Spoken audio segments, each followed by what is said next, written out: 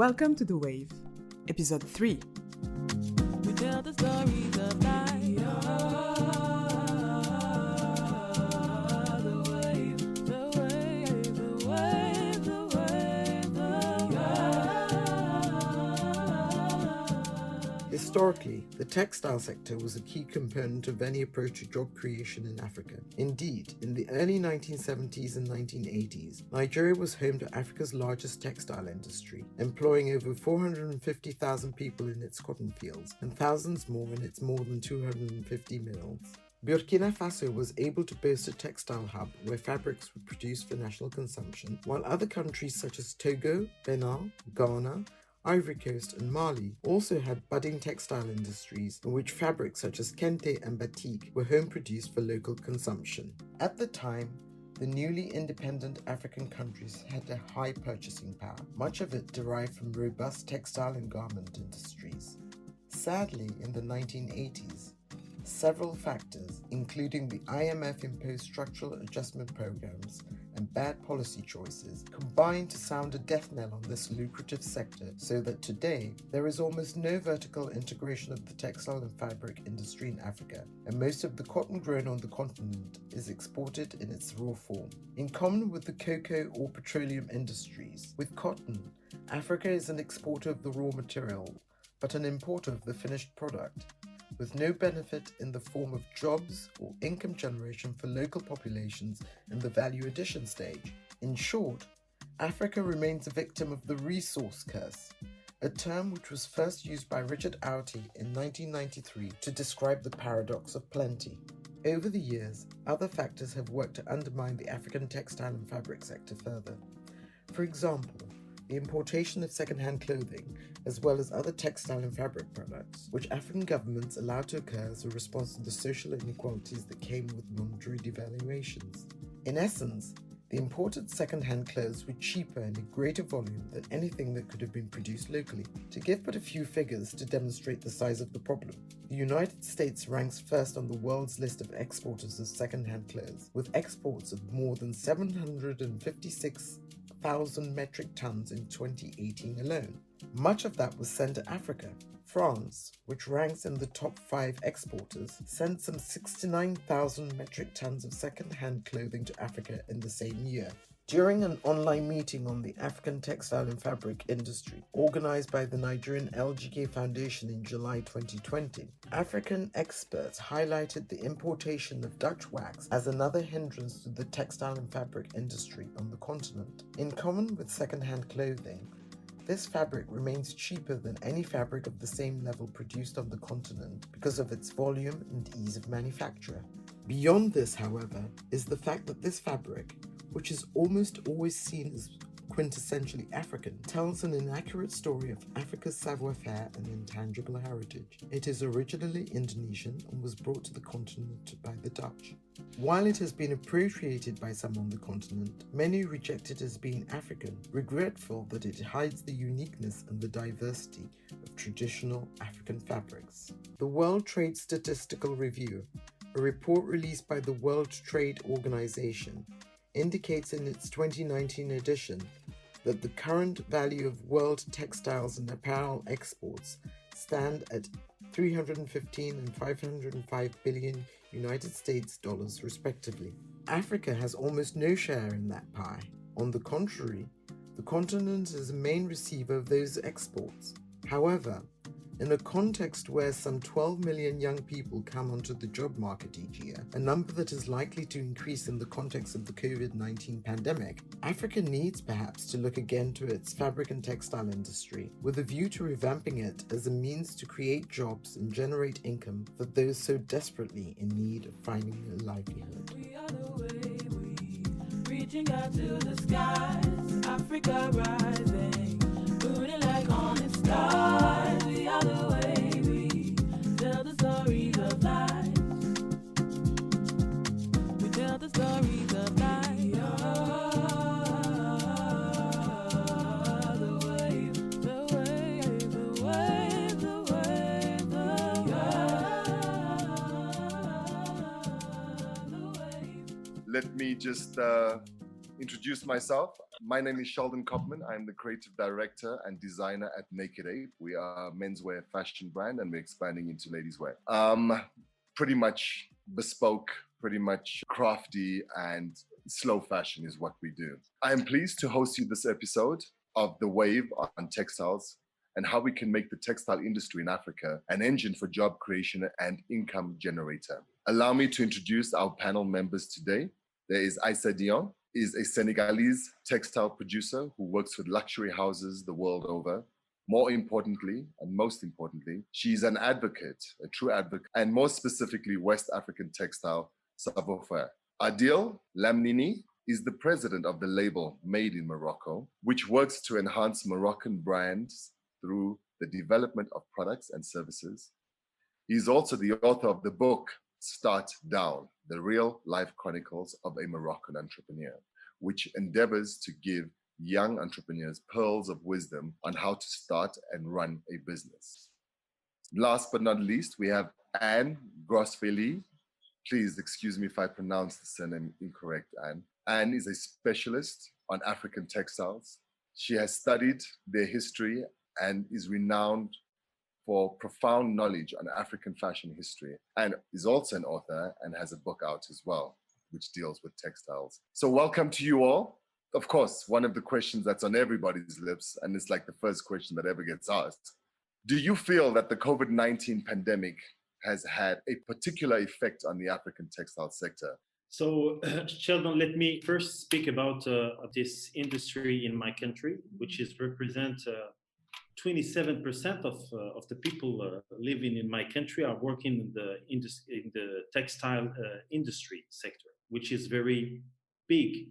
And considering this part of business that we have also now introduced the industry of masks and all this adaptation that our textile industry needs to do during this period, we have seen a lot of problems in the sector. And let me tell you that within the 3 first months of this pandemic, from September to June, we have more than 80% of the SMEs working in the textile industry were completely locked down. So, which is a very serious matter within our country. And our politics also were were in troubles with these situations. But now we see like positive signs coming from Europe because we see orders, we see clients coming back to Morocco and trying to work closely with the sector. But we're still very prudent and we're still very observative of what we will face within the next 3 months or 6 months. By the spring 21. Wow. So that's 27%, Adil, is quite a lot of a huge chunk of your population within one industry. That's amazing. And we are talking about 15% of our GDP. Wow, 15%. Yes, which is because our textile sector is exclusively for export. I see, right. So because we are also here in Morocco working essentially subcontracting and also completely we export like 90% of our production to Europe essentially. Well, you guys definitely need to come give us a masterclass down south to help us get our exports up on that level. That is incredible. Fantastic. Thank you, Adil. And can you expose your thinking around this COVID-19? Well, there are two aspects. The first, the French government had decided that the year 2020 would be the year of Africa, which means Africa 2020 would have been the good opportunity to show all the potential of artists and designers from all over the continent. Unfortunately, due to COVID, the event has to be postponed until next year. So we don't know yet next year what's going to be done. So it's really a bad opportunity because that was the year for the whole continent to show projects, to show the potential, the high quality, what Africa can do the best in art, in textile, in all the artistic and cultural fields. Another element which is more positive, it's like an anecdote, but for me it means a lot. It's about wax print. You know, the industrial print. The biggest company, the most famous company is Vlisco, and they're based in Holland. and they own partly companies in Africa, such as Uniwax in Ivory Coast and GTP in Ghana. And because of COVID, Vlisco was completely closed. Nobody could work. And what they did is they asked a Dutch designer, to design a wax print design, which says, take care of yourself, prenez soin de vous. And for the first time ever, they asked the company Uniwax in Côte d'Ivoire to print it. So it is branded Vlisco, but it is printed in the Ivory Coast, which means that this luxury wax print European consider that today the company based in Africa can do exactly the same quality Absolutely. as what they do in Europe. So it's only symbolic, but I think for me it means a lot. It means that Africa can produce very high quality. And they've done, because last year in spring, they've worked with Christian Dior. So now Uniwax, a company based in Africa, who is employing 600 people in the factory, can be a model of excellence in industry printing, in wax printing. Fantastic. And thank you. That's great. Thanks for sharing that. So there's a lot of positivity that comes out of it all. And as we know, the African continent, we are very, very creative. So it's good to know, and it's good for our European counterparts and the people that we are normally exporting to, and the people that we often seek validation of our products. Are actually starting to get the message loud and clear. So Aissa. Well, for me, it was not the most important question. I'm sure that we have the best cotton, one of the best cotton. So we firstly have to produce the best quality textile. My thinking is that we have to clarify the term of African textile, because sometimes we are speaking about industry. Sometimes we go back to traditional textile. When you want to revive something that has been disappearing, we should go back to the basis, and the basis is cultivating cotton, then take out the seeds of the cotton. Another process, the spinning, is the process that has been disappearing from our countries. And for me, there's a lot of basic textile we don't think about, and that we have forgotten about, and that is a huge market. And I kept saying last time, like, for example, the cotton, people picking up the cotton, they're using cotton bags. And to wrap the cotton in Senegal, they are importing bags for wrapping and from Pakistan. So this is already one product. Then you have the sheets, you have the curtains, you have the napkins. But it seems that we're all confused between all the techniques, the markets, because there is so many levels of market. We should focus on each one, and what is the production that is corresponding to each market, because we mix fashion, deco, basic products, like the basic to do, let's say, tie-dye. We can produce now with our cotton very high quality base for tie-dye or print.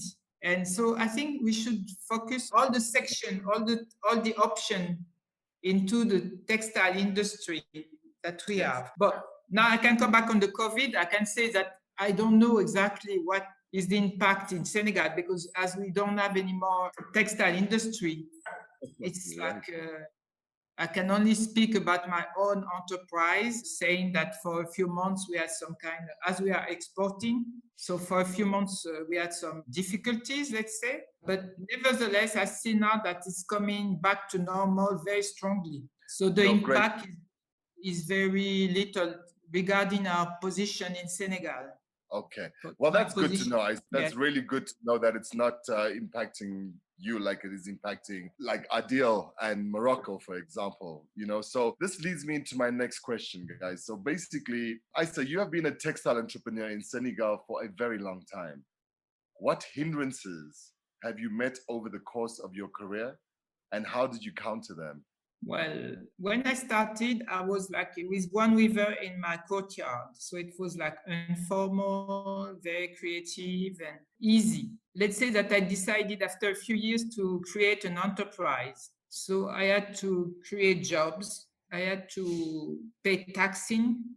And I can say that the tax problem and fiscality in Senegal was one of our major difficulties. As you know, in West Africa, they hoping that we can transform the cotton, like even 5% of the cotton should be transformed. But we cannot do that because we have a 18% VAT.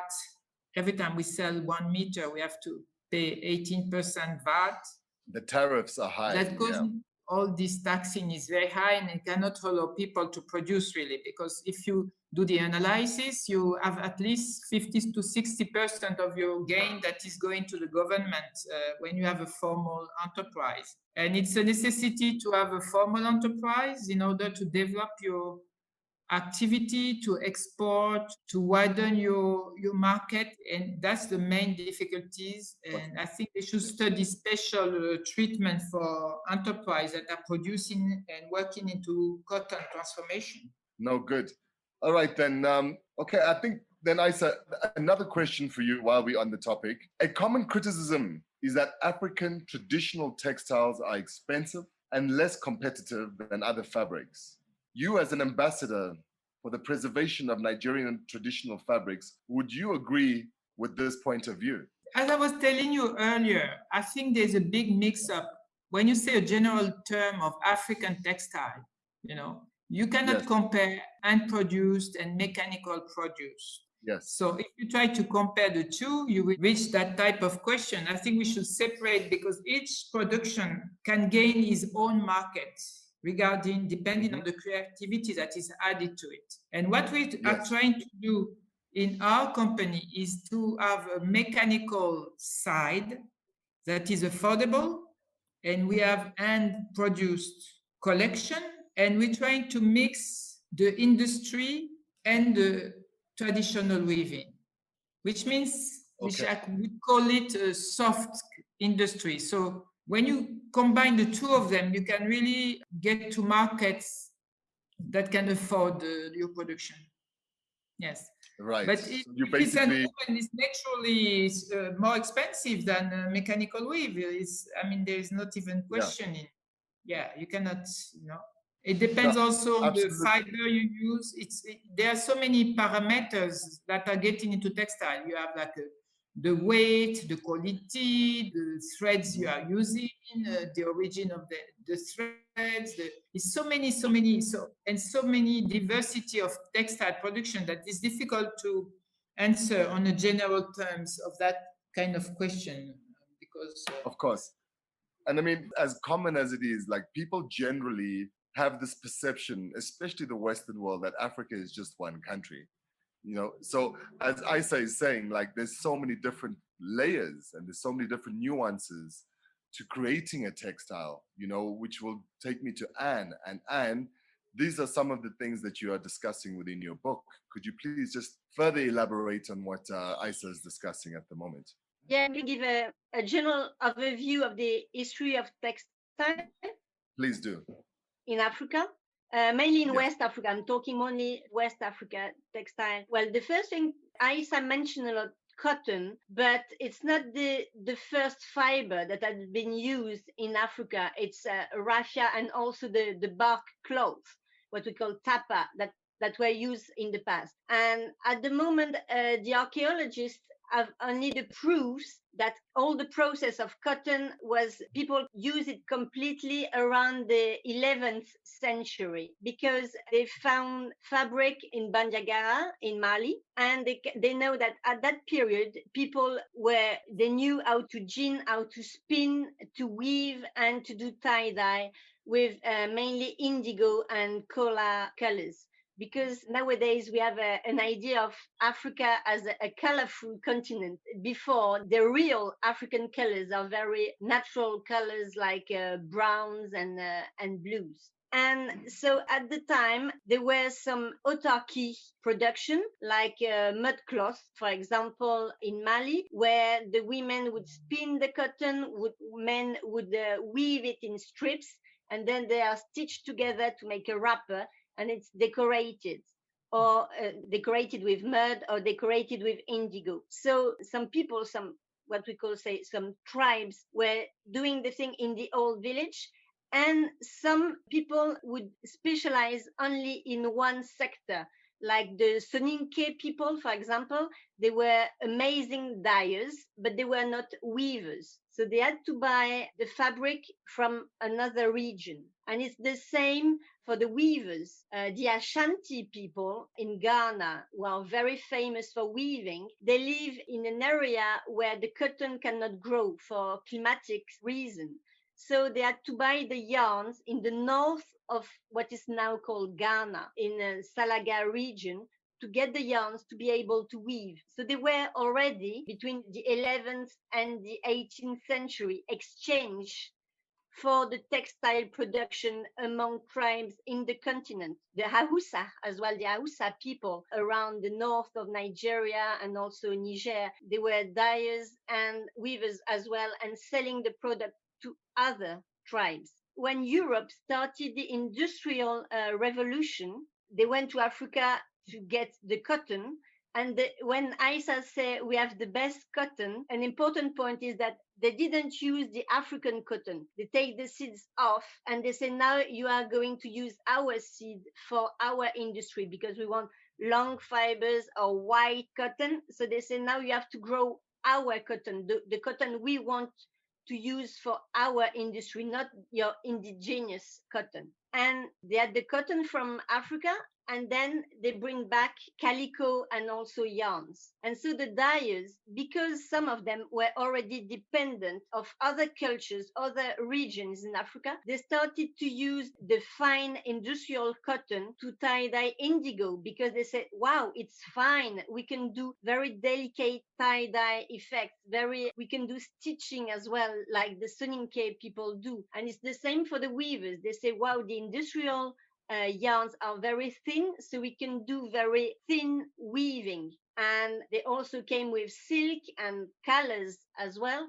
And the Ashanti people, for example, they use a lot of silk coming from scarves from Italy, and then they unravel the silk to introduce it in the kente. So very quickly, 2 centuries ago, African textile become a mix of skills of local African savoir-faire, mixing with material, dyes, yarns coming from outside and mainly from Europe. So it's very difficult to talk about something pure because it's all taking things from outside and mixing them with local savoir-faire, with specific, like the manjak technique of weaving is very different from the Ewe or from the Ashanti. Each tribe has developed its very own style, but they would mix it with different colors, with different yarn. They would introduce lurex or rayon. And right. After the independence around the 60s,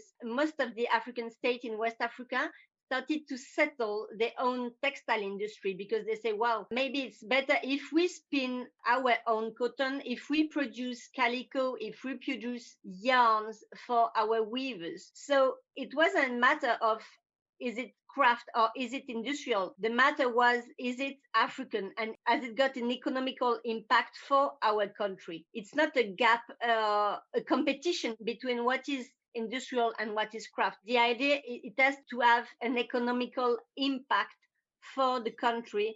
And also we have to follow all the process between the raw cotton to know where it comes from, who made which step. So this was the issue. Unfortunately, gradually the mills came a bit old and they have to develop, the machines were getting old, so they had to invest again.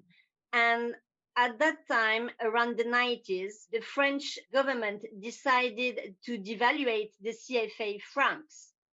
So the idea was to motivate the countries, the African countries, to export the raw cotton instead of transforming it. And this is what the option that most of the countries have followed, like Mali, for example. You win double if you export raw cotton rather than transforming it. And so they abandon gradually all the local industry. I don't like when people say that Africa is undeveloped country. For me, it is continent, it's more disindustrialized, which means that there used to be an industry, a textile industry, a strong, lively textile industry, but gradually things have shut down. And when the Mondial Organization of Commerce has decided in 2004 that there would be no quota anymore and that Asia could export all the textile she wants around the world, then Africa wasn't competitive enough. They couldn't fight because they didn't have possibility to produce fabric anymore. In Mali, Itema Comatex have shut down, Faso Fani in Burkina Faso, Sobetex in Benin, Enitex in Niger, all over Sotiba in Senegal, all over Africa, the companies has closed. So now they are again dependent. All the craft people are dependent of yarns coming from Asia, of Bazen, damask, calico for the dyers from imports. They cannot find local textile to develop the craft anymore. I think this is for me, there is no strict opposition between industry and craft. The opposition is between what is Africa and what comes from outside. Thank you. And I think that was a full mouthful. Thank you. And I think it gives us all a clearer understanding of the sort of depth and the various different layers that we've got to dig down deep into in order for us to understand the complexity of our industry continentally, and also the differences, as what you've said, and like what the economical impact has on our industries. What is industrial versus craft? Where do we draw the lines, and can these lines ever be merged? So Adil, taking us to this particular point where I'd like to ask you, how do you think we should market our handmade textiles as a differentiator from the more industrial commercial stuff that we do? And how can we produce cheaper fabrics, as Morocco has proved to us they have done so successfully? I would like, first of all, to talk about this, the difference between the business models that we are talking about.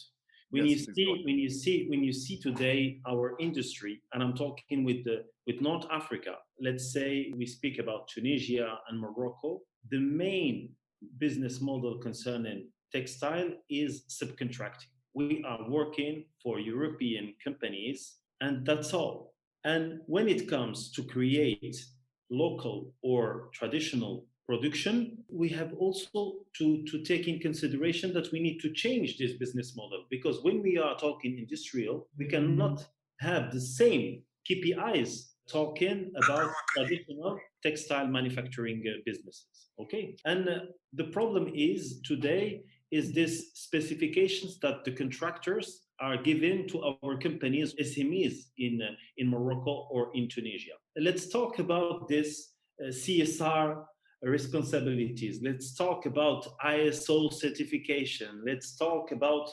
charters, the supplier selection processes and policies. How we can deal with this, working with craftsmen, working with the people from living and working in countryside with poor situations, without any technology, with very traditional tools, and why we will compare our African or Moroccan or Tunisian or wherever production to a mass market companies. This is my big question. Today, we are creating handcraft. And handcraft in the definition is unique pieces. Why I will compare myself, why I will let the people compare me with the mass market prices. We need to focus on a new business model, which is the handmade, high-end, and traditional manufactured product. I have a very, very clear example that I can give you concerning the shoes industry in Africa. Today, our brothers from Ethiopia are the number one in the world, leading this industry in the world. So they have succeeded in this field of shoes. Why we cannot do the same? I have a very clear vision about this, because we Africans, first of all, we are not talking the same language, because in our lobbying processes, we still very shy, because we don't have enough advocates, enough people to fight for our labels, our brands, know-how, our culture, our history, our legacies within this small area of contractors. You know that in the world, there is maybe a club of 50 people giving all the contracts concerning this industry. They have created fast fashion. They are leading also the high-end industry, high-end fashion. Why we will not today work all together on this CSR responsibility that those companies have to take in consideration before sending these contracts with big issues, with big problems that we will never ever can face. At the end of Right. the day, is the Chinese guy or a Turkish guy who will respond to all these applications. And what's about our SMEs and our industry? Sure, Adil, I totally hear you, and I'm sure we all on this panel agree with you when it comes to niche products being produced out of Africa for the rest of the world. But as much as that there is that, and there's a demand for that, and there's a demand for this, there's an insatiable demand for this African creativity, you know, this mystery that comes out of the continent.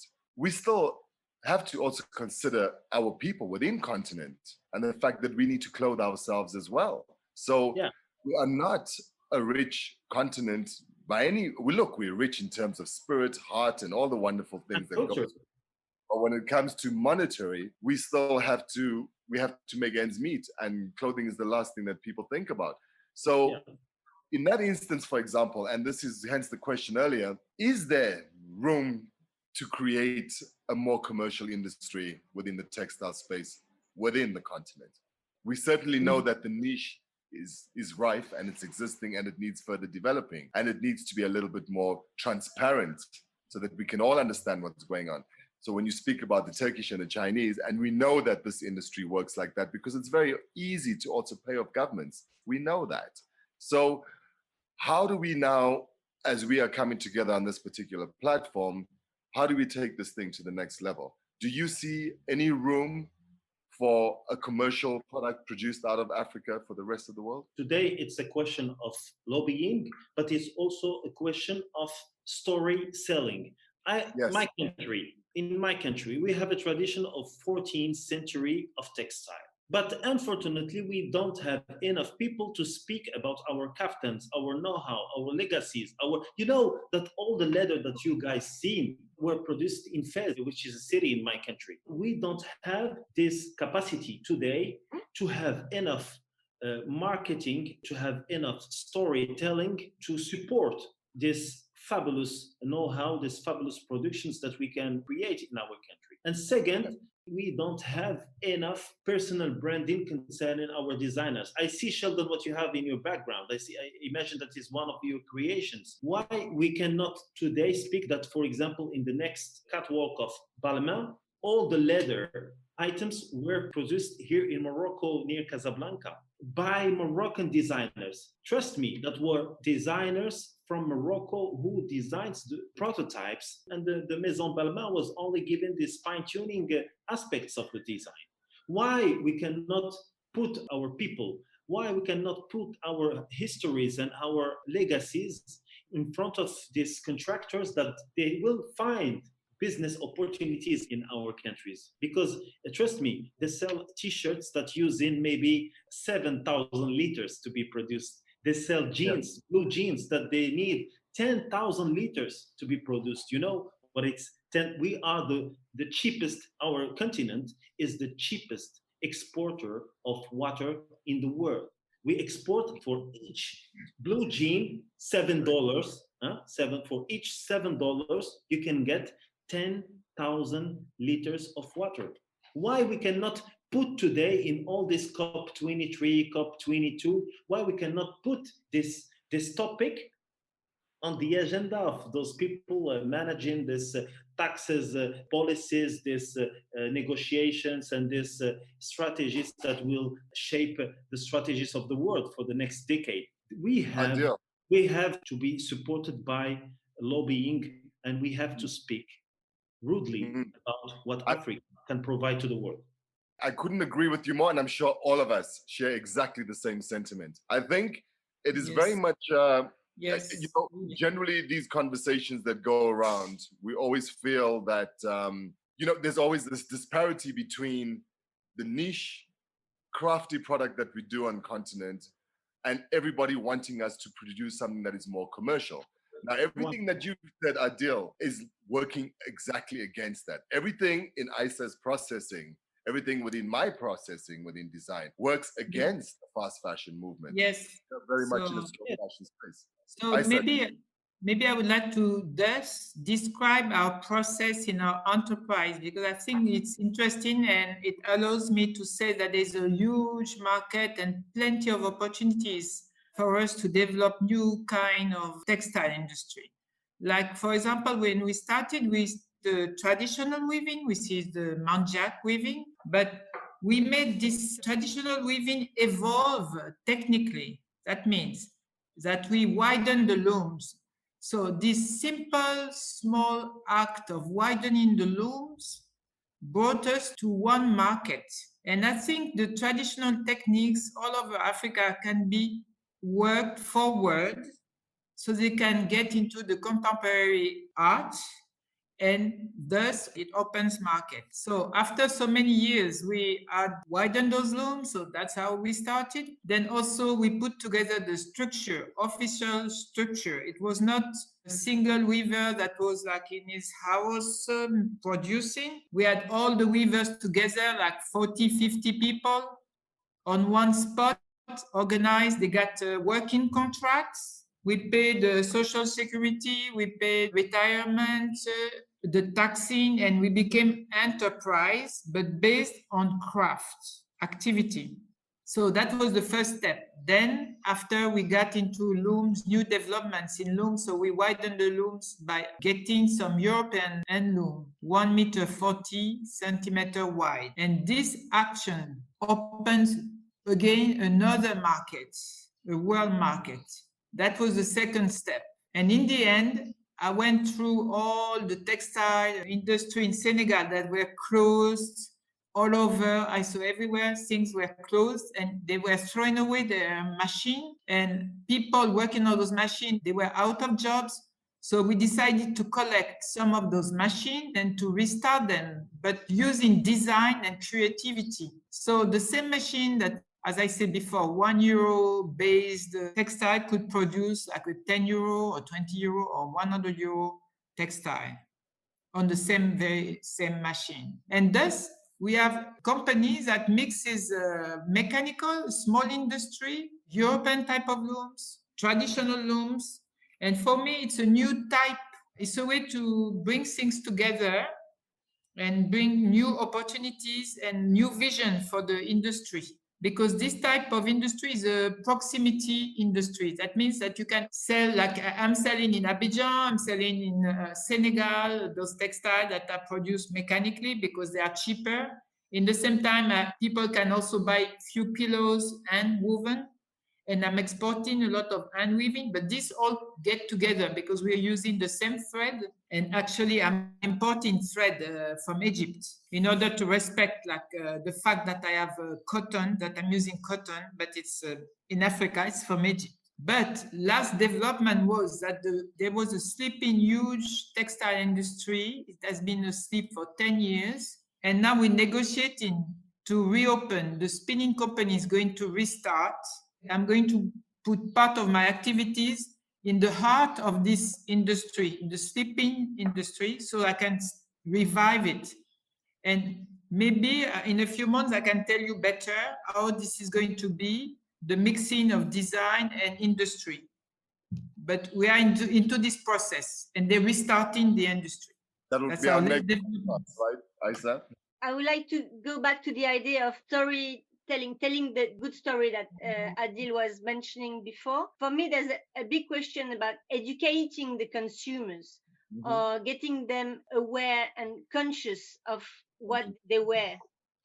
And I think at the moment there is a big confusion between what looks African and what is African. And you can see it in the printed fabric, especially the wax print, because it's gone huge in fashion at the moment worldwide, and especially the design called dashiki, or it's called Addis Abeba, Yamado. It's got many names. You've seen it everywhere. It's fashionable in South Africa and Morocco as well. I've seen it all over West Africa, in Paris, in New York. All the people like Beyonce and big famous people like to wear it to say, well, look, I feel I have a sensibility close to the African people and I want to say it wearing this fabric. And unfortunately, it looks African, it federates all the African people, but it has never been printed in Africa. It was created in Holland in the 60s, and nowadays 96% of it is printed in Asia, Pakistan, India, and China. But it looks African. In the mentality, when people buy this, they think they are helping the textile economy, the African textile industries, but it's wrong. So I think it's time to speak about that, to say to people, look, when you are wearing wax print, you have to be aware that only 4% of the wax print that is on the worldwide market comes from Africa, from Kosombo in Ghana or Uniwax. And it gives jobs to African people. But the rest of it either comes from Europe or mainly comes from Asia. And again, for me, when I say looking African and being African is something very important, because products from Africa don't have to be ethnic. In the sense, I've been a consultant for a brand called Edun, and the idea was to make the fabric in Africa, but not when you wear them, it doesn't look necessarily African, but you have the traceability. You know that it was hand-dyed, say, by Abubakar Fofana for the indigo dyeing, and he uses the natural dyes can be woven by Aissa Dione. So it has a traceability, I mean, human respect of the workers, which means environment issues as well, economical issues. But when you wear it, it's not ethnic, it's not to look African, it's just to have a real impact. And I think, as Adil said, with the niche, or I know quite well the work of Aissa Dione, it can be really exported, because what you see first is the high quality of the product. You don't see that it is African, you just see that it's crafted, it's got very specific skills, and it's the excellence you see first, rather than, oh, this is an African product. You see, wow, amazing quality. This is why I say we have to educate the consumers, to tell them the real story between the object. And also, I completely agree with what has been said before. For me, the opportunities have to stay in very high level quality, because it is quite impossible to compete with Asia, because they are far away beyond in mass production. So it's really keeping the high quality and telling the story behind it, so that the consumers understand the impact as consumers. Right. No, thank you for that, Anne. And yes, absolutely agree. And you can tell when a conversation is flowing beautifully and you're dealing with experts, as you guys are, because you're answering you're making my job so much easier, because you're answering questions that haven't been asked yet. So, question, guys. Right. So tell me, how do we protect our nascent textile industry in the face of the competition coming from China and India, as well as from the destructive effects of the second-hand clothes market? So basically, we can debate till the cows come home regarding when it comes to commercialization of textile in Africa. I know where you stand, Adil, and I agree with you. I'm sure Aissa and as well. But is there actually room for commercialization of textile industry in Africa? I'll start with you, Adil, please. Anne was telling something very clear. Can we compete with these Asian factories or companies that produce textile today? My answer is very clear: no, because they are too far. And why we will compete because we entrepreneurs are very clear in our market studies. If my competitor is very strong, I can also decide to take this part of the business from my business model. And this is the decision that we have to take. Now, I will give you a small example that we have done here in Morocco. If you want to import textile from China or from India or from Turkey, you have to pay like 45% taxes on each product that you import. Why? To let the local production have more space for the local markets. But we are 36 million, guys, which is nothing for an industry having 27% of all the people living in this country are working on industry, informal and informal sector, because we have the two. You have to know it. In our textile industry, only 40% are formal, 60% are informal, which is the case in all the countries today in Africa, but also in Asia. My idea is very clear. Today, everyone is talking about this African market, this African union, this African community. Why we are not working together? Talk to our government, sir. Yeah, why today we have like 600 or 700 million consumers in Africa who can buy our products? Why they are more attracted by Chinese or Indian or Turkish products? Why we have not this capacity today to sell our local productions to our people? Why we don't have this arsenal to protect our brands? Why we don't have this patenting processes, local African patenting, like in Europe? Imagine yourself trying to introduce a new brand in Europe. You have all the procedure. Imagine yourself trying to sell a T-shirt in the US. You have to face the FDA, which is something that have no interaction with our sectors, but they will control your products. Why we are not talking all together about this branding, patenting, and collaboration between African countries, giving local and valuable advantages to African-based companies to sell within our continent. I think that this is one of the strategies that we have to study. And the second one will be clear. Why we will not today let this industry to the Chinese people and concentrate ourselves to niches.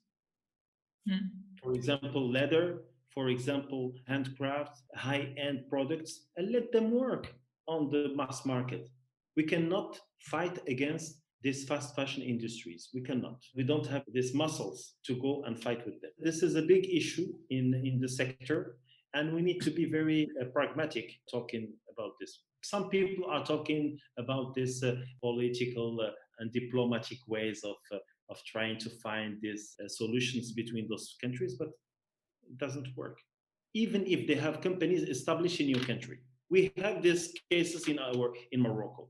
They come, they build factories, they start working in your own country, but all the money goes back to the original. Like disco? Yeah, this is something that we need to study, because imagine yourself today having a Chinese ambassador come in and trying and giving you billions to start factories in your country. Yeah, they will pay wages only, but all the benefits will go back to China.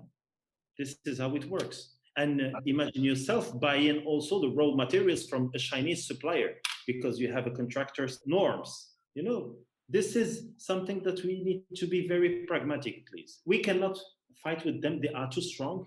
You will see, you will hear. In 21, they will be the first power in the world. And India, the second one. Okay, so let's work on a new business model. Let's be disruptive, like we say today with this Corona vocabulary. Let's be disruptive. Let's create brands. Let's create patents. Let's be creative. Let's work close with young people, with universities. You know, we have a very beautiful experience here in Morocco, near Marrakesh. They have started a cactus leather from cactus. You know, they create digital leather from cactus, and everyone is very enthusiastic and very excited to work with this new material. We have even started importing ananas leather.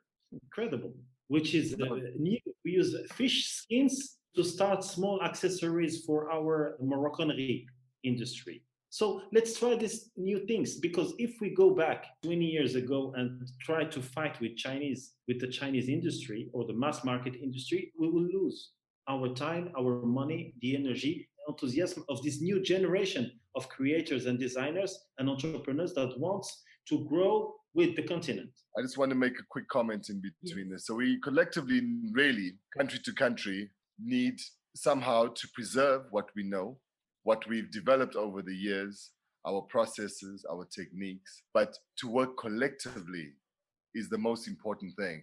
And that really, the universal voice, and I'm sure, you know, UNESCO can bring that through beautifully and see how we can unite this on a larger scale continentally. Thank you, Adil, for sharing that. Aissa, sorry to interrupt you. Please continue. No, not just because I have a slightly different opinion about this question of competition with Chinese and India and Asia in general. Because as I was telling you at the beginning of the conversation, textile is a too general term. And you have to describe exactly which textile you are talking about that comes into the competition. Because we did our calculation, for example, sheets and curtains and napkins for hotel. We are producer of cotton. We have industry that could produce it very easily and be competitive with India and China because we are producing 100% cotton and good quality. And you have some people who would like to sleep in polyester sheets maybe, but some others, they only want to sleep in 100% cotton sheets. And so you don't only have the luxury market or very low poor market, you also have middle markets, middle-sized markets. So I was just explaining that nowadays, people have been building, you have hotel and I met many hotel directors who appreciate on the fact that it's a marketing tool to say that my sheets are produced in a company in West Africa. So I can use this argument as advertising argument. And we did the calculation to produce sheets when you don't have to import anything. You have your cotton, you have your spinning industry, you have your very basic mechanical tools, and it's easy to produce and to be competitive. It's just political will. I mean, and if you can produce the basic, like you produce sheets, you can produce curtain, you can produce the base fabric for the tie-dye, for the print, for this you can produce really. And we should start there to restart the textile industry. This is what I'm talking about, Yes.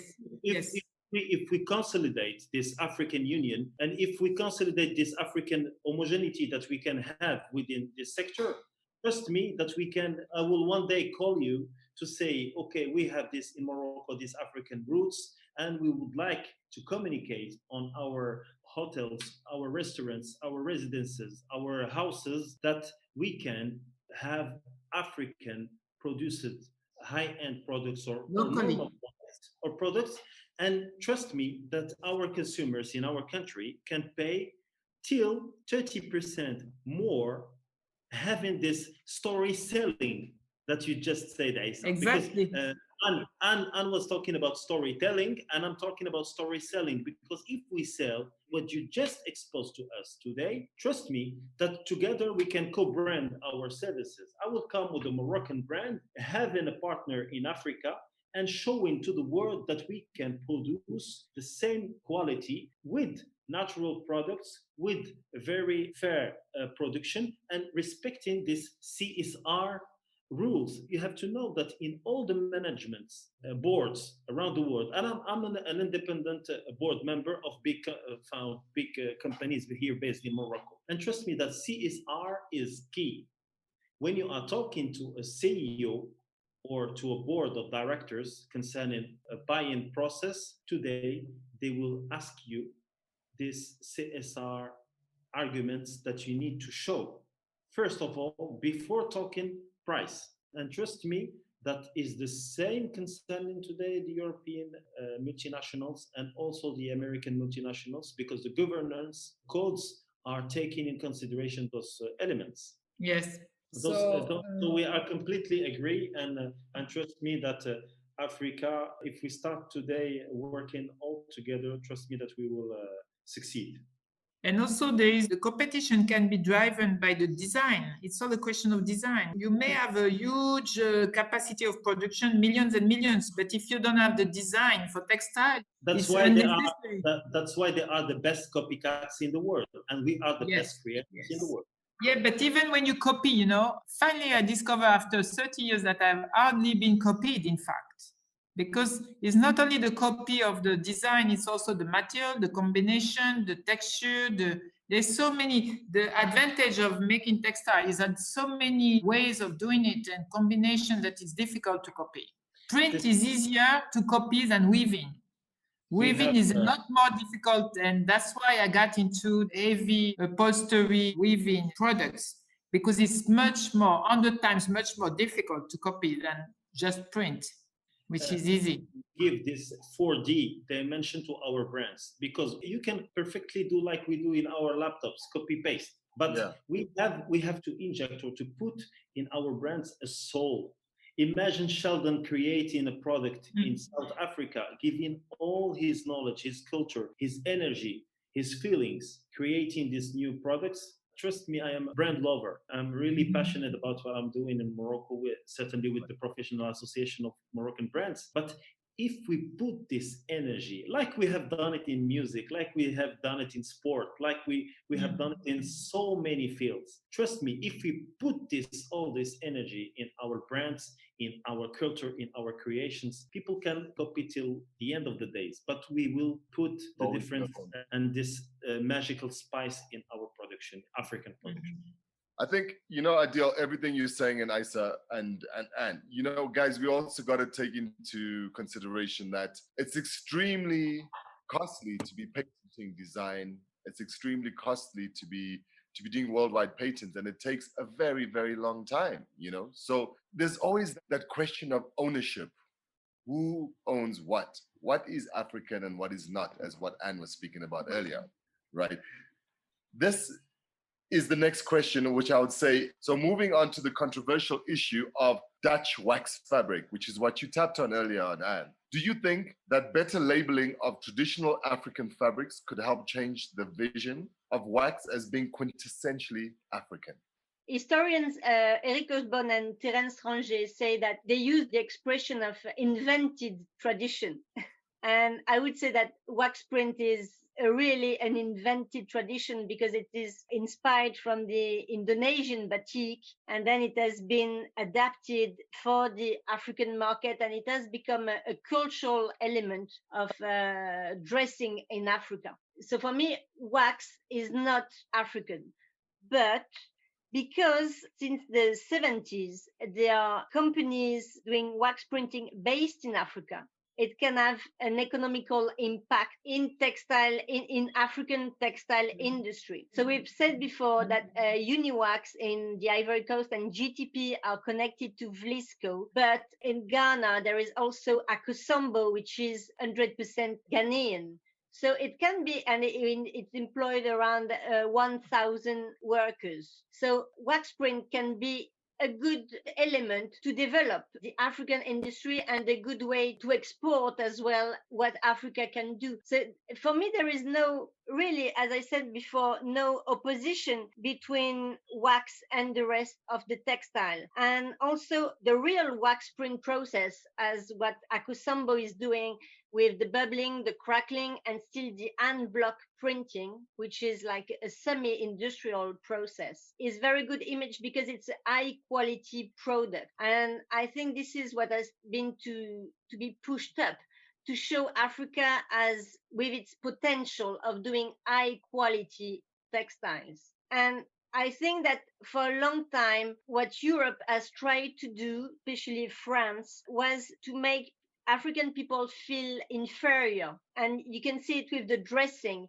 They say, well, you don't dress properly. So we are going to introduce the sewing machine and to tell you how to sew the dress, what we call robe mission, the mission dress. You have to dress in the type we decide to do. And this is why maybe the second-hand clothes were so popular, because people sometimes they could feel they were not dressed properly when the women were wrapping the traditional fabric. The men would feel smarter wearing smoking a costume and a tie rather than wearing the traditional gowns. I think the colonization in West Africa has been very strong in the impact in the mentality that what is African is inferior, and what is imported from the north, from Europe, is better quality, and this is what we should tend to do. And this is why when people are educated and they get wealthy, they would prefer to buy a shirt in France, in a shop in France, rather than buying to a local African designers. But this is, I would say, until the 80s, maybe the early 90s, because since Chris Seydou, the Malian, I would say the first African fashion designer, who comes from Mali, the mentality have changed gradually. And I think the African fashion designers such as Alfadi or Kofi Ansa or Pateo have really worked on the mentalities to say, hey, you can be proud of being African and you can look fabulous wearing African textile. So for the last 30 years, I've been traveling over Africa. I would say that people are dressed more and more African. I would say that Africa is getting Africanized. When people have the money, when they can pay for it, they would choose, as Adil said, they would choose really when they have the opportunity to go to something Africa. And it's more in the village where the income is lower that the people would go to second-hand clothing. Because nowadays you can buy an African top, say made with raffia, or you'd feel trendy with it. You will feel good with it. You don't say, well, I'm wearing that. People in the villages, I'm wearing really fashionable. And I think really the turning point is not the textile producers, it's the fashion designers who have managed to use the traditional textile and to put them in fashion, to put them in light. And nowadays, I think that it's a big difference between if you go even to nightclubs, you would see African people dressed with local fabric, but with very modern style. Whereas maybe 30 or 40 years ago, the women would wear long gloves and big hats, and they would try to look like a Dallas or Dynasty or all the American TV series. So really, I think we have to congratulate the African fashion designers, especially in West Africa. I think they were the first to push the mentality and to say you can go back to the textile of your ancestors, but get them modernized, get them adapted to your new style of life. Wow, and you've been clubbing for a very long time, huh? Well, thank you for that. Thank you for that insight. So, Aissa, is there anything you'd want to add, or can I move on? Yes, I think I'm very optimistic because as soon as we have a few spinning factory back into place, there is really plenty of opportunities to find. I would say niche markets are not that small. They are big niche markets. And I think the taste of people nowadays, the market is more oriented towards specialty, more focus. People want to consume differently, especially nowadays. Well, I don't think the mass production is still there, sure, but it doesn't prevent another huge market to be occupied by us if we put together our good unit production. The question is how to produce correctly, not too big, not too small, so we can satisfy some market. For example, you are my market, Shaldon. Yeah. I am totally your market, Aissa, without a doubt. And no, but I'm sure there is plenty of option because people are really complaining. Wherever I go, all over, people are complaining. There is no more thread, there is no more sheets, there is no more textile. All the tailors in Senegal, they are complaining. They would like to have sometimes pure cotton and good quality, or transparent cotton, different qualities, and they don't find what they want. I'm very optimistic, and I think as soon as we restart a little, I think we have to restart slowly with a small organization, and I'm sure it will expand very quick because I see what we have been experiencing is to say that there's a huge international market ahead of us, and I am not afraid at all. Beautiful. So this organization starts right now. Yes, Adil, you want to say something? Sheldon, I would like to add that we have today a great opportunity for our African brands, which is the digital. You know, we have this capacity today with the social medias, with these local competences that we have within the digital industry to create our own websites, to create this our e-commerce platforms. Imagine yourself, Sheldon, that you can today discuss with people all over the world about what you can design, what you can produce. You can show even some samples of you can produce it for every customer around the world. I would like to ask, and I know that UNESCO is working on this, why we cannot support today SMEs and brands and African local creators and producers to be digital, because we can face the world showing our products and giving our services and showing our creativity. You can send videos, you can show photos, you can even do virtual catwalks. So this is an opportunity. Digital is definitely one of the challenges that our industry, and certainly the textile industry, have to face for the next year. I'm not talking about 10 years or 5 years, because it's short-term target that we have to work on is to put digital in this sector, and you will see that the results will come. Yes, Today I perfectly agree. Yeah. I perfectly agree. The situation is completely different 2020 as 30 years ago. In Morocco, we have gained like 20 years within this COVID in 6 months because of digitalization. You know, the administration is completely now digitalized. We can communicate, look, we are all over the world and we can communicate via our laptops. You can, via e-commerce, securely pay your orders all over the world. You can also, via worldwide players, ship your production and your items all over the world. So it's time, and definitely the time, to train and to put this digital topic on the top of the priorities of the textile sector, because the future is now and is digital. So in a nutshell, we should be fast tracking through this digital platform. So we can fast track anything that's going on within our worlds, whatever conversations we'd like to have, and however we'd like to build. Of course, ultimately conscientizing our consumer and re-educating those that have never been exposed to our various different processes when it comes to textile and garment making. Okay, great, guys. You know, when we start talking about the following, I think you guys have answered it for me, but I'm just going to mention it anyway because it's on the itinerary. So, do you think that the current mass manufacturing techniques practiced elsewhere in the world are suited to African fabrics, or do we need to find a manufacturing model that suits us better? Should we be looking to mass produce using the Asian model, or should seek more to make fabrics for a niche market so as to benefit from our comparative and competitive advantage? So you guys have answered that already. I think for the finished product, the most important thing is to stay in the niche market, but to provide the yarns, the threads for the weavers, to provide the sheet for the dyers. It is important as well to invest in the industry, in mass production mills. Okay, to transform to have the first step. If you want to promote craft people, the first thing to do is to invest in mass machines as well. To provide damask fabric for the weavers, or voile for the Melfa voile for Mauritania, or cotton or damask for the Guinea indigo dyers. There is also a necessity of investment in mass production mills in order to be able to promote the niche and the excellence of craft people, of weavers, of embroidery, of dyers for me. Okay, great. So, and basically, mass production when it comes to the tools and the skills required for us to make what we make so crafty. Yeah, I agree. Yeah.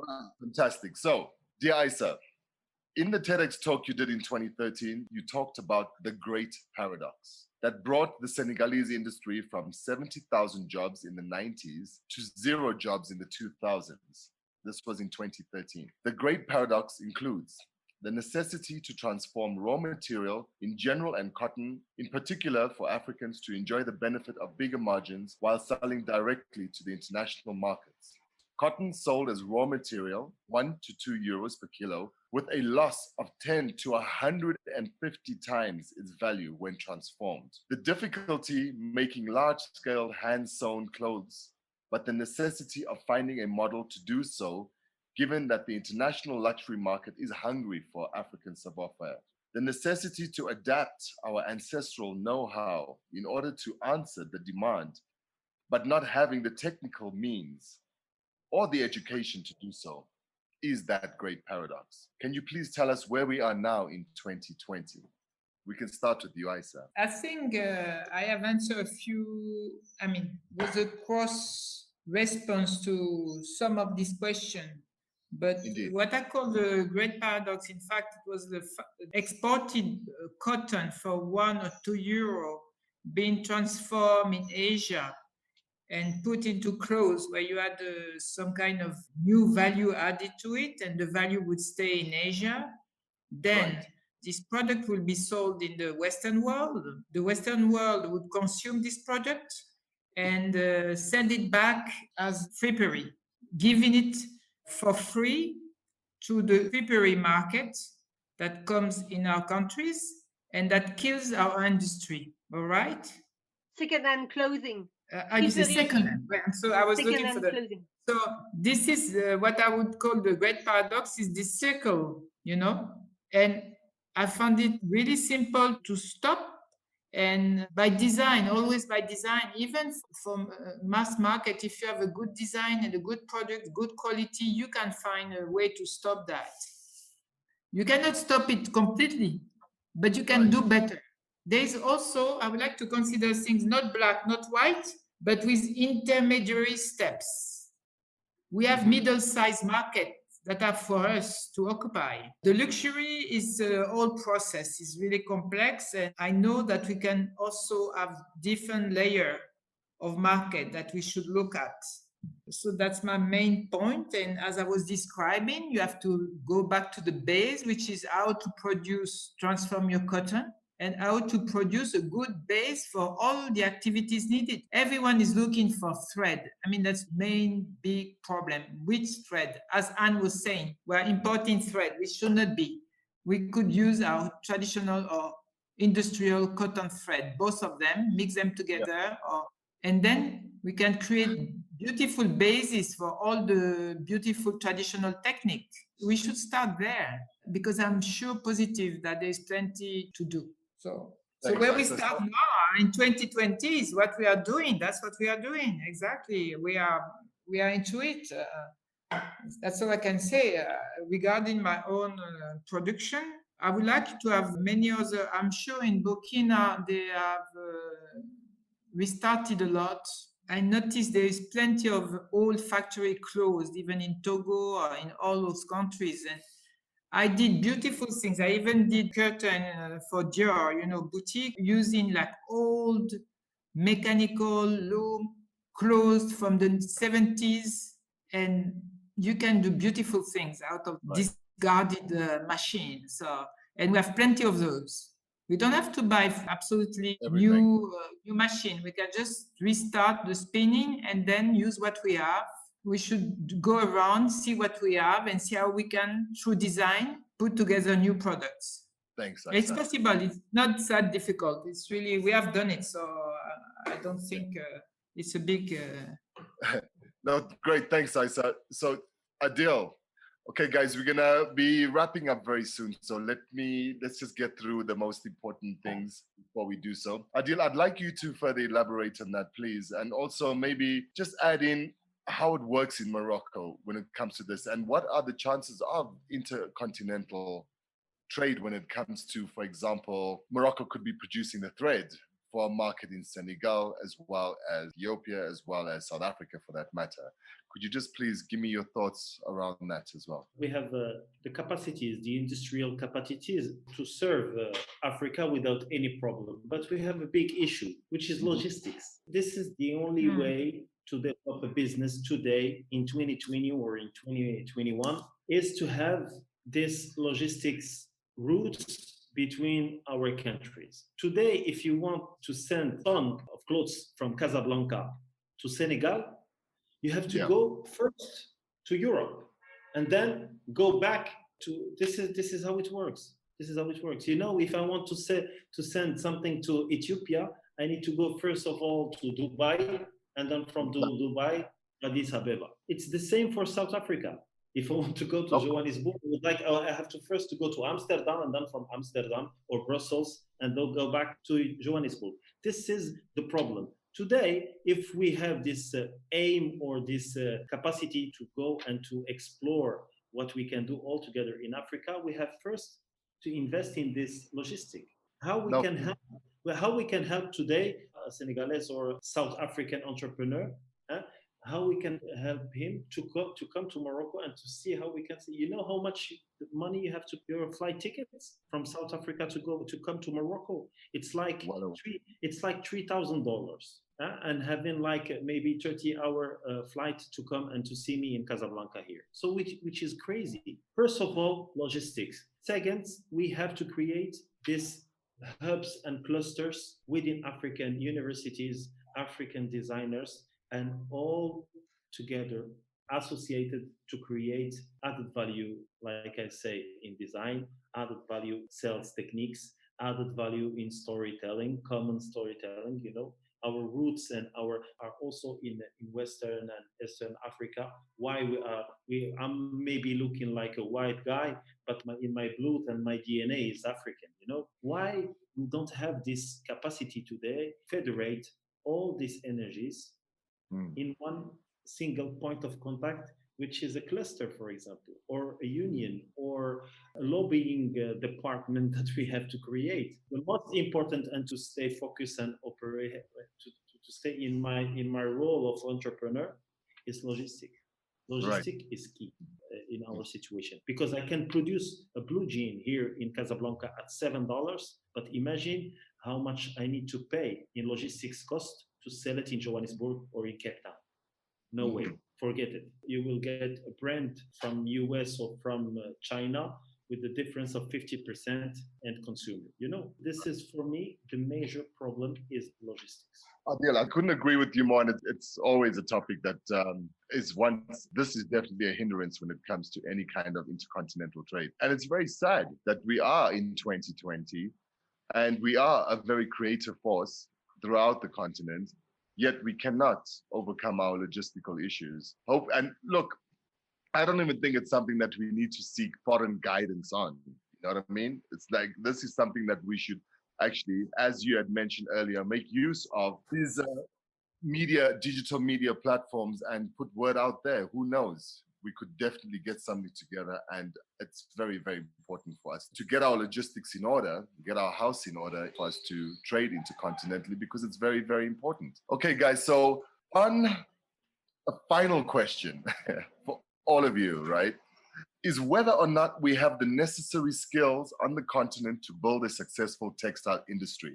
Many of the craftsmen who used to create fabrics died without transmitting savoir-faire to the younger generations. So there's been no skills transferals. Moreover, many young people do not seem attracted to these jobs whatsoever. How do we change this and help young people to see that there is value in the sector so they are attracted to it? How do we build their capacities and promote training? In any random order, guys, you all begin with A. And start with you. I think that the first thing is to consider that textile, which means fashion, which can mean also all the work with beads and also leather, silver, like the Tuareg people in Niger, that these are valuable jobs. These are not jobs for the people who are not able to go further at schools.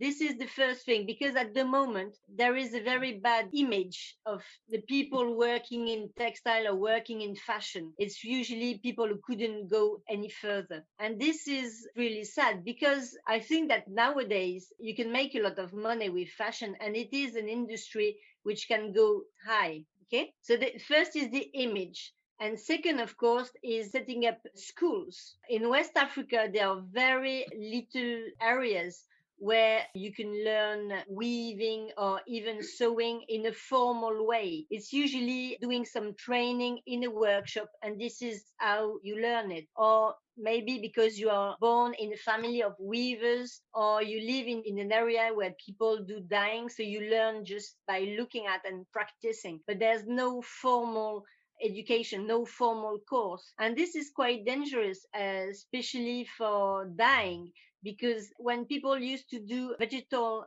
natural dyes such as indigo or color, you can learn from just like this, just by watching and imitation. But nowadays, because you use caustic soda and hydrosulfite chemicals, you need to know exactly the good mixing, because it can be dangerous. Dyeing is very dangerous for the skin, for what you're breathing, and also where the dyes, when you finish the dyeing, where the water is going, where it is evacuated. It is very important to organize formal transmission and also to put it in, to recognize the value of this. Not to say that this is, well, you cannot do anything, well, you do something with your hands. No, you'll do something with your hands because you are creative, because you are invested in transmission of what your ancestors were doing. And you want to be part of this transmission, but at the same time to modernize it, to add something. Exactly like what Aissa did with the manjak. Her work is really inside the tradition of the manjak weaving, but at the same time, she's adding something. She's widening the loom, or she's creating new designs, introducing new fibers. It is really not something where you reproduce, but to teach the students to become creators. I think there is really a necessity to do that. And also in fashion, at the moment, there is not a competition, but there are two types of schools. Either you go to a workshop and you just cut the fabric like this, or you go to a school, you learn how to write the sketch on a paper, to cut it on paper first and then on fabric. But then the training will be expensive. Also, you don't have enough practice because you have to buy fabric all the time. So people prefer to do the training in the workshop where you have all the fabric coming from the customers and then you cut like this. But then you never know how to do it in an academic way, and you cannot do 3 shirts exactly identical because you don't use the paper. I don't know how to say. I think that formal education for the craft is really an emergency to carry on in excellence. Okay, thank you very much, Anne. And also really to include textile and fashion with all the other craft activities, as I said, the beading, the leather, the shoes, the belts, the bags, to understand that it's all one activity and not just the textile in one side, the leather in another, the beading in interconnected. All interconnected, absolutely. Exactly. All right, thanks. Aissa, can I have your last words, please, for now? So I completely agree that we all have to go back to education. And we used to have a textile school in Mali, in Ségou, years ago. I don't know if it's still working, but I think necessary to install a school for textile absolutely in West Africa. And I think we're lacking cruelly of technical teaching. Science, we don't have. We only have school for management. We have a lot of school for new technologies, but no school for know-how, developing know-how. I'm currently working on this project of school with École Boulle in Paris, so that we can develop skills in making, because people are gifted, they can use their hands, but they all go into university or management school that they're not all adapted to that. So we need technical school for textile and for many other activities. So I perfectly agree that that's the point. But we have people, I met a lot of people coming from the 80s or 90s industries that are very skilled, and they have helped me a lot. I mean, apart from weavers, in my company, I have a lot of people who used to work in the clothes industry, and they understand the textile very well, and they've been melting with the traditional weavers, and that helped us a lot to develop our products. So it's existing, but we have to formalize it better and rationalize it and build schools for this project. Great, thanks, Aissa. Thanks. Education. Education, everything. Yes. Adil? Yes, we compare Africa to Europe or to the US, and I think that it's not a good way of dealing with this transmission process, because our culture here in Europe, in Africa, it's an oral culture, you know. People in the markets or in our handcraft areas in Morocco are transmitting their know-how using words. People will not go and stay in schools for 5 years to have a degree, because the sector of textile is insecure in our countries. People are not fan. They will not see themselves having careers in this sector because they feel that it's insecure. This is the first point. I'm not talking about me. I'm talking about this alpha generation that comes to the markets today, and they are completely different mindset concerning this sector. And trust me, we have listened to them and we know them very well. They are not attracted to the sector. Second point is, like Aissa said a lot also, we have to create a Pan-African academy, helping all this energy, because we don't have enough capacities to have in each country a big school representing the industry. My point of view is to create like a Pan-African academy who will help talents coming from all Africa or the world, because it's also a question about mixing those capacities, this creativity also, to create added value and also to have this technicity of the sector is asking for. Second point, for me, the university, because we have, like Aissa said, we have a lot of business schools, a lot of science schools and universities. Why we will not create a link between those universities and our sector to work all together on research and development? New type of textiles, new technologies, new way of producing. And this is, for me, today, nanotextiles still, there is still opportunities in nanotextile. You know, we have also this opportunity to work on local raw materials and to how to transform this local raw materials to high-end or high-tech materials. So 3 points. First of all, we don't have to forget that we are in Africa. The sector of textile is a sector of insecurity. People are not trusting our sector because they know that there is a big gaps between the real industry and what we are living every day here in our countries. The second is the creation of a Pan-African academy where we can have the best talents of Africa and of the world and sharing experiences and new technologies. And second, why we don't use our resources and energy to work all together on the field of research and development, associating the universities and the sector of textile. Fantastic, Adil. Thank you. That is wonderful final words there, guys. And, you know, this conversation is definitely the start. It's not the end. It's to be continued. It's definitely to be continued. All of us and all of the knowledge that we've gained over the years, the skills that we've developed, and the skills transferal that needs to, and this knowledge transcendence that needs to happen. This is the talking ground. This is the point. This is the starting point. This is where we're at right now. And we can only come up with more solutions than challenges by doing what we are doing. I thank you all for all your time. I thank you for coming on board. And we definitely will be speaking again in the future. Thank you. We hope you enjoyed this episode of The Wave, found out more about the series on our social media accounts. We are the wave, we reaching out to the skies, Africa rising.